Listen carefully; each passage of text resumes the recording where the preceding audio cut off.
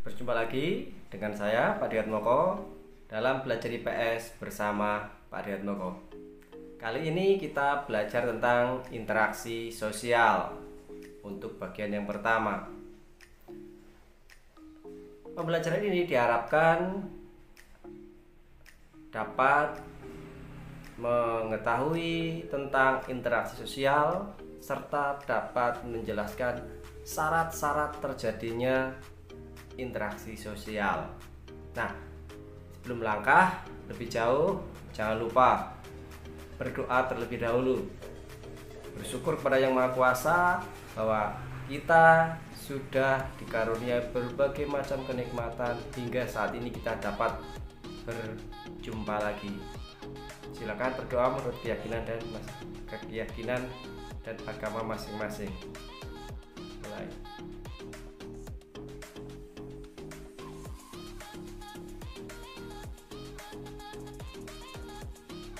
Selesai.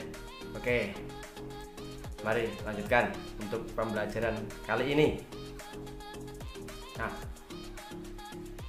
saya yakin kalian tentu sudah bisa mengakses berbagai macam informasi tentang interaksi sosial, baik dari buku, dari internet, ataupun dari pihak yang lainnya. Nah, apa itu interaksi? Interaksi adalah hubungan timbal balik antar dua pihak atau lebih. Jadi di sini harus ada timbal balik, ada aksi dan ada reaksi. Pihak yang lain memberikan aksi, pihak sebaliknya memberikan reaksi. Pihak yang satu memberikan aksi, pihak yang lain memberikan respon. Nah, kalau sosial, ingat manusia adalah makhluk sosial, makhluk yang membutuhkan orang lain, membutuhkan pihak lain. Otomatis sosial itu berhubungan dengan manusia ataupun kelompok manusia, sehingga interaksi sosial dapat diartikan sebagai hubungan timbal balik antar manusia. Nah, kalau memelihara hewan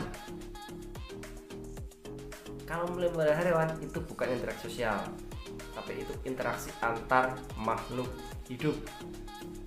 Nah, kita lanjutkan.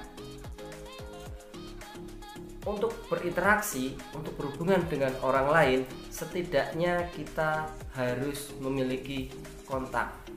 Kontak dalam hal ini adalah hubungan, koneksi. Tidak mungkin saya kemudian melakukan interaksi dengan orang yang tidak memiliki hubungan apapun, baik itu tatap muka maupun hubungan komunikasi. Hanya diam saja, memang model zaman telepati, tidak. Nah, kontak itu bisa dibedakan menjadi dua hal. Kontak yang berdasarkan proses dan kontak yang berdasarkan jumlah individu yang berinteraksi di dalamnya. Kontak berdasarkan proses ada kontak primer dan kontak sekunder. Kontak primer adalah kontak yang sifatnya langsung tanpa ada perantara.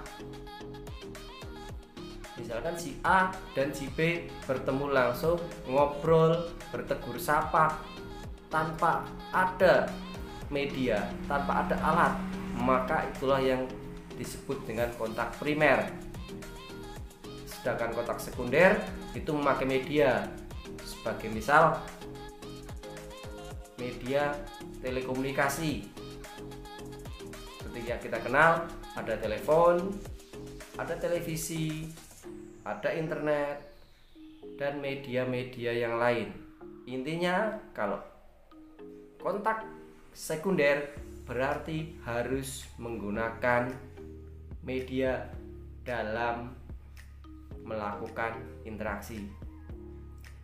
Selanjutnya, ada kontak yang berdasarkan jumlah individu yang terlibat. Ada kontak yang sifatnya antar individu, person by person, orang per orang, hanya satu dan dua orang saja. yang saling berinteraksi. Misalkan si A ketemu dengan si B, atau si A bertelepon dengan si B. Hanya dua orang itu saja. Kemudian ada kontak antar kelompok. Artinya ada sekelompok orang yang kemudian berinteraksi dengan kelompok yang lain.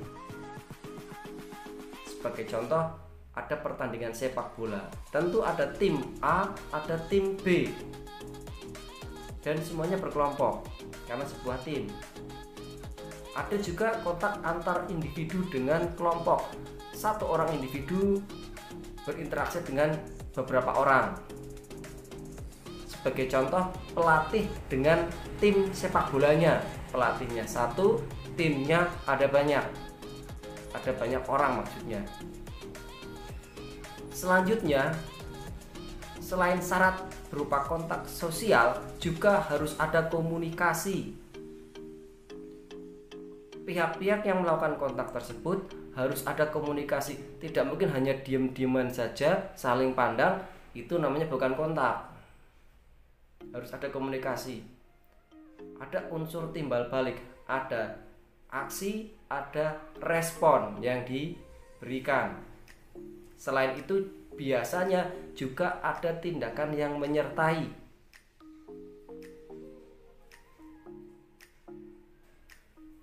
Nah, ini adalah beberapa contoh kontak berdasarkan proses dan kontak berdasarkan jumlah individu.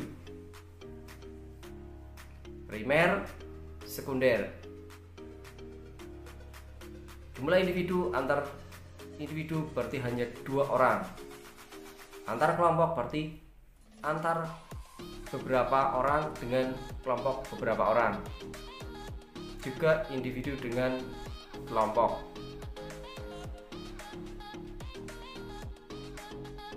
Itu adalah syarat terjadinya interaksi sosial. Kemudian sebuah interaksi sosial pasti ada ciri-cirinya. Yang pertama, pelakunya harus lebih dari 1 orang. Kalau hanya 1 orang, itu berarti bukan interaksi sosial. Dia adalah interaksi terhadap diri sendiri. Yang namanya sosial tentu melibatkan orang lain. Kalau tidak, so it's not social. Itu bukan sosial, tapi cenderung kepada diri sendiri. Yang kedua, sebuah interaksi pasti memiliki tujuan. Entah itu tujuannya apa, hanya pihak-pihak yang terlibat yang mengetahui. Misalkan interaksi antar kelompok, hanya anggota kelompok yang berinteraksi tersebut yang mengetahui tujuan-tujuannya. Kemudian ada dimensi waktu. Artinya interaksi yang ada itu memberikan efek pada masa sekarang dan masa yang akan datang. Bisa saja interaksi yang terjadi sekarang merupakan efek dari interaksi yang terjadi di masa lalu. Berarti ada dimensi waktu. Dan tentunya sebuah interaksi sosial dicirikan dengan adanya komunikasi. Baik itu komunikasi secara lisan, tulisan, maupun isyarat. Ingat, yang namanya isyarat itu berbagai macam bentuknya. Baik itu bahasa isyarat yang kita kenal untuk saudara-saudara kita yang berkebutuhan khusus, maupun isyarat-isyarat yang umum dilakukan oleh lingkungan kita. Misalkan ada isyarat tanda jempol, oh berarti itu bermakna hebat, top, oke, dan lain sebagainya. Itu adalah salah satu bentuk isyarat. Nah, untuk latihan dari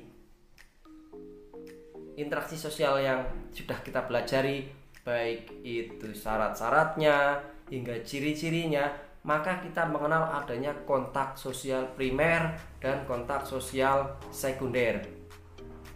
Nah, saya yakin setiap kontak bentuk kontak sosial pasti ada dampak positif dan dampak negatifnya.